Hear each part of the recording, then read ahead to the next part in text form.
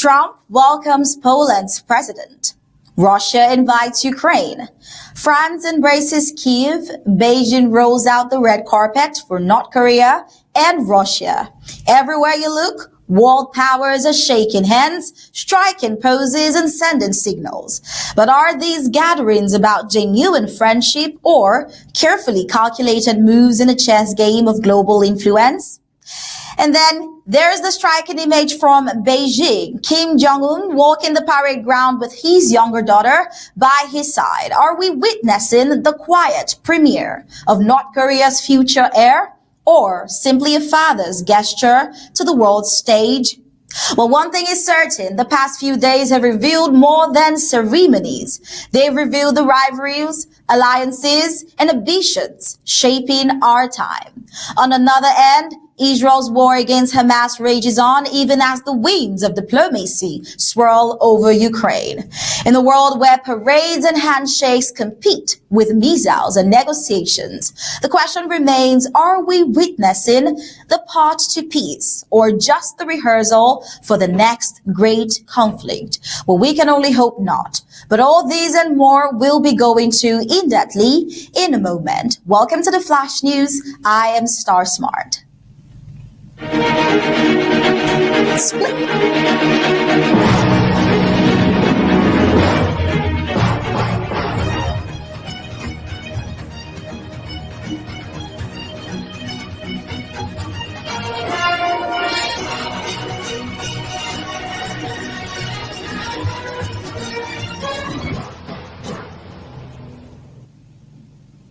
Israel's defense forces, working with Shin Bet intelligence, have successfully eliminated Musbah Salim Musbah Daya, the head of the Mujahideen brigades in Gaza. Daya was directly tied to the kidnapping and murder of Shiri Bibas and her two children, Ariel and Kefer, an attack that shocked the nation and symbolized the cruelty of Gaza's militant networks. He is the fourth commander of the group taken out in recent months, underscoring Israel's commitment to dismantling terrorist leadership one after the other. Well, let's take a listen to the Prime Minister of Israel, Netanyahu, talking about the incidents and all the many Houthis as well as other militias that they have taken down in the course of the war. Let's take a listen. אני רוצה לחזק ולהביע הערכה עמוקה לכם, חיילי צה"ל וחיילי המילואים והמשפחות שלכם. אני יודע ששילמתם מחיר יקר, גם בעבודה, גם בלימודים, גם בבית. אנחנו פועלים להכריע את החמאס, אבל בדרך חולמנו יחד נפלאות, כי שברנו את הציר האיראני, גם בעזה, גם בלבנון עם החיזבאללה, גם עם משטר אסד שהתפוצץ, גם עם איראן עצמה, שאיימה עלינו איומים קיימים, והסרנו אותם יחד, ועכשיו גם מול החות'ים. אבל מה שהתחיל בעזה, חייב להסתיים בעזה. Well, military officials stress that these targeted eliminations weaken the enemy's chain of command and protect Israeli civilians from future atrocities. On another front, Israel continues to counter threats from Yemen's Houthis, who have launched missiles and drones towards Israeli territory and disrupted international shipping in the Red Sea. And this week, several projectiles were intercepted over Israel and Saudi Arabia, while a vessel off the coast of Hodeidah came under suspected Houthi attack. Israeli strikes have reportedly killed senior Houthi commanders, dealing a heavy blow to the group's leadership. Yet even with much of its command structure dismantled, the Houthis persist in firing rockets at civilian areas, highlighting both the group's desperation and the need for Israel's vigilance against Iran-backed aggression in the region. Now, addressing soldiers and their families, Prime Minister Benjamin Netanyahu declared that Israel has entered a decisive stage in the Gaza campaign. He praised the courage of the troops and the sacrifices made by their loved ones, calling on the nation to stand united as the fight continues. Netanyahu insisted that only sustained military pressure will ensure Israel's long-term security and prevent Hamas from ever again threatening its people. Let's take a look. סדיר ומילואים. לכל אורך המלחמה אנחנו קיבלנו החלטות קשות מאוד. החלטות שאיש לא האמין שנוכל באמת ליישם אותן. אבל יישמנו אותן, משום שאתם נתתם לנו ולי את הכוח לקדם את מדינת ישראל לקראת ניצחון גורף. ועכשיו אנחנו עומדים לפני שלב ההכרעה. אני מאמין בכם, אני סומך עליכם, וכל העם מחבק אתכם.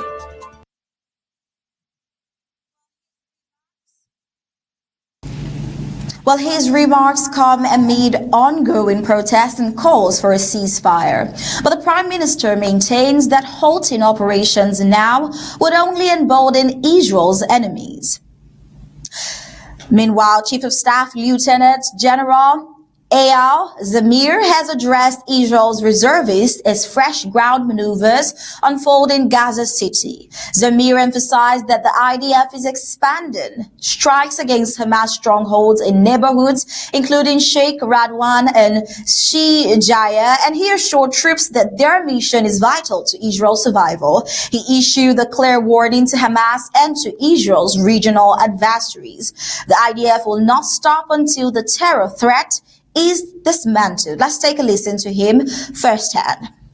אנחנו נערכים להמשך המלחמה, להמשך הלחימה. אנחנו הולכים להגביר ולהעמיק את הפעולה שלנו, ולכן גם קראנו לכם. אנחנו כבר התחלנו את התמרון בעזה, שלא יהיה ספקות. אנחנו כבר נכנסים למקומות שלא נכנסו אליהם עד היום. הם פועלים שם בעוז, בעוצמה, בגבורה, ברוח בלתי רגילה. אני רוצה להגיד לכם שבשום מקום צה"ל לא מציע שום דבר שהוא לא הכרעה.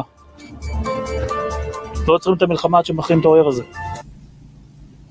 Meanwhile, humanitarian group voiced concerns about the toll in Gaza continue to rise. Israeli officials stress that their fight is against Hamas's infrastructure and not civilians, and that the ultimate aim is to bring peace and security to Israel's borders. As Israel presses on its war to secure its people and dismantle terror groups on multiple fronts, another major conflict continues to shape global headlines. And we're talking of that one in Europe, with Russia and Ukraine signaling new diplomatic maneuvers, with Moscow expressing openness to direct talks and Kyiv deepening its ties with Western allies. Now, in a surprising turn, President Vladimir Putin has said he is open to meeting Ukrainian President Volodymyr Zelensky, but in Moscow. By the way, Donald asked me to hold such a meeting. I said this is possible. At the end of the day, if Zelensky is ready, let him come to Moscow, and such a meeting will take place. The Kremlin leader made the remarks while in Beijing, signaling what some see as a calculated move to show Russia's readiness for dialogue. The proposal comes after months of deadly fighting and growing international pressures for a path towards negotiation. Analysts note, however, that Moscow's conditions for such a meeting remains unclear, and skeptics warn this could be more about optics than a genuine step towards peace. Meanwhile, Ukraine's President Volodymyr Zelensky traveled to Paris for high-level talks with French President Emmanuel Macron.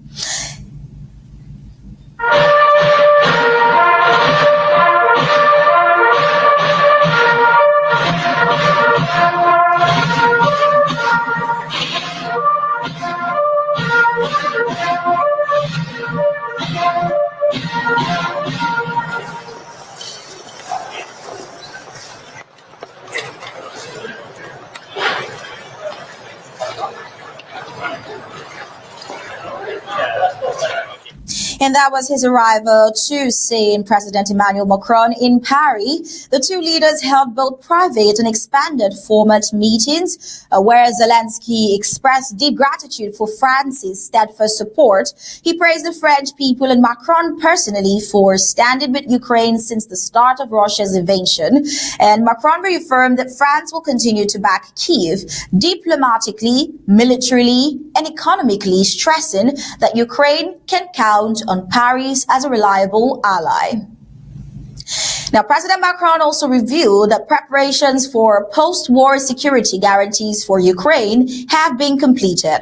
While the details of those guarantees remain confidential, French officials describe them as a critical foundation for Ukraine's long-term stability once the war ends. Let's take a listen. It says, this work allows me to tell you today that we are ready. We, the Europeans, provide security guarantees to Ukraine and the Ukrainians on the day a peace agreement was signed. This is the commitment we made in Washington. The contributions that were prepared, documented, and confirmed this afternoon at the level of defense ministers in an extremely confidential manner allow me to say that this preparatory work is complete and will now be politically supported. It allows us to solidly say, and we will come back to you tomorrow after these meetings and discussions, that we are ready for a robust, lasting peace for Ukraine and for the Europeans. The question now is to determine the sincerity of Russia and its successive commitments when it proposed peace to the United States of America. And we will return to these as well. My only message this evening is the extremely intense work of the last few weeks, and to tell you that we are indeed ready for these security guarantees, that Europe is there for the first time with this level of commitment and intensity because of the security of Ukraine and Ukrainians. Today and tomorrow is also ours and that of Europe.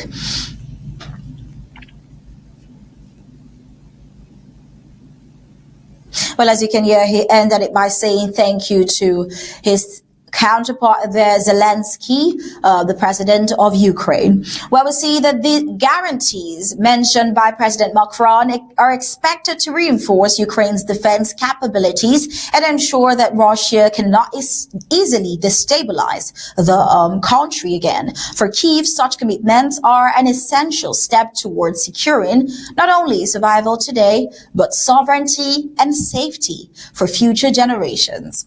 But as Europe weighs its future security architecture, attention also shifts away from Europe to Asia, where China, Russia, and North Korea put on a dramatic show of force in Beijing, signaling a very different kind of alliance on the global stage. Now, interestingly, North Korea's Kim Jong-un made an unusual move by bringing his young daughter to Beijing's military parade, marking one of her rare appearances on the international stage. The gesture carried strong dynastic undertones, reinforcing the message that leadership in Pyongyang is a family legacy, even as Kim projects power alongside other world leaders. Observers note the appearance is designed to show both continuity and strength at a moment when North Korea's military ties with China and Russia are tightening. The parade itself was staged at Tiananmen Square to commemorate the 80th anniversary of the end of World War II, but it was more than a commemoration. China's President Xi Jinping walked the red carpet flanked by Russia's Vladimir Putin and North Korea's Kim Jong-un, a striking image of unity among three leaders, increasingly defined by their rivalry with the West. The symbolism was unmistakable. Beijing wanted the world to see a bloc of allies willing to defy the United States' influence and present themselves as a counterweight on the global stage. Now, among the military hardware on display, China unveiled the DF-5C intercontinental ballistic missile, boasting a range of 20,000 kilometers, making it one of the longest-reaching weapons in the world. The missile's presence was meant to showcase China's strategic reach and reinforce Xi's message that China is, in his words, unstoppable. The unveiling adds to Western concerns about Beijing's expanding arsenal and highlights how military pageantry is being used as a tool of diplomacy and deterrence. From Beijing's show of power to Europe's fragile diplomacy and Israel's ongoing war, the world's flashpoints continue to define the global agenda, each carrying implications not just for the regions involved, but for international security at large. Now, away from all of that, we head into Trump, the White House. We see in Washington today that President Trump welcomed Polish President Karol Nawrocki to the White House, reaffirming America's steadfast support for Poland's defense in the face of Russia's aggression. The visit, marked by a dramatic military flyover of four F-16 and F-35 jets in tribute to a fallen Polish pilot, underscored the two countries' tremendous relationship. Now, let's take a look at this aircraft that was done in the honor of the fallen heroes of Poland.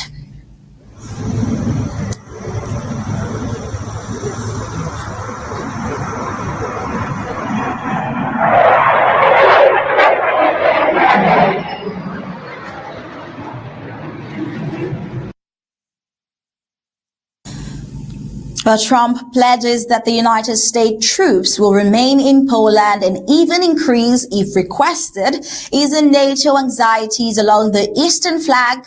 Nawrocki, whom Trump endorsed before his election win, held the partnership as stronger than ever. Let's take a listen to their words. It was a pretty tough race, pretty nasty race, and he beat them all, very easily. And now he's become even more popular as they got to know him and know him better. He's doing a really fantastic job. So it's an honor to, I also endorsed him, so I'm very proud of that. I don't endorse too many people, but I endorsed him, and I was very proud of that, the job he's done. I want to thank Vince Haley for that recommendation. Vince was fantastic, and I appreciate it. And I can tell you who really appreciates it, Poland, because they're very happy with their president. And I just want to say it's an honor to have you. We'll be discussing trade and various other things, the things that you discuss. We'll have a few questions from you, and then we'll get on to a discussion. Then we'll have lunch, and then he goes and he meets with the Pope. And that'll be very exciting. And say hello to the Pope for me. Yeah, I will. Thank you very much for being here. Thank you very much, Mr. President. Thank you very much, and I would like to express my gratitude for your invitation. Only after 1 month from my sworn and from celebration for my inauguration, it means that the Polish-American relations are very important, very strong. I think that we have so strong relations that we have never had. And it's very important for me. Our relations are based, of course, on the values. Right? Thank you very much for your support, for your endorsement during my very hard campaign. And now you hear from them directly. But while leaders celebrated solidarity in Washington, Europe was struck by tragedy in Lisbon. We see Portugal reeling after the derailment of the iconic Gloria Funicular in Lisbon. The tram failed during the evening rush hour, its cable apparently snapping and sending the carriage crashing into a nearby building. 17 people were killed and 21 others injured, including foreign tourists. The Gloria, in service since 1885 and carrying millions each year, is a symbol of the city's heritage. All funicular lines have been suspended while investigators examine possible break and cable failures. A national day of mourning has been declared as Portugal confronts questions about safety on one of its most beloved landmarks. And across the Atlantic, another crisis is unfolding, this time on America's streets. We see that President Trump has announced plans to deploy National Guard troops to Chicago, citing what he called a hellhole of spiraling gun violence. More than 20 people have been killed and 75 shot in just over 2 weeks. Trump argued he has a duty to act despite pushback from local Democratic leaders who say federal intervention will only inflame tensions. The president insists the move will bring fast results, pointing to what he described as success when troops were deployed in Washington, D.C. He also hinted that Baltimore could be next. From strategic defense talks in Washington to mourning in Lisbon and the fight against urban violence in Chicago, we see that today's stories reflect a world pulled between unity, tragedy, and urgent calls for security. Together, they paint a picture of a global landscape under pressure, where decisions made in one corner of the world ripple across many others. Well, this has been the Flash News on ABC Amba TV. Thank you for watching. And for more information on the home front news, do stay tuned for Undaunted, still on ABC Amba TV. To have a great day.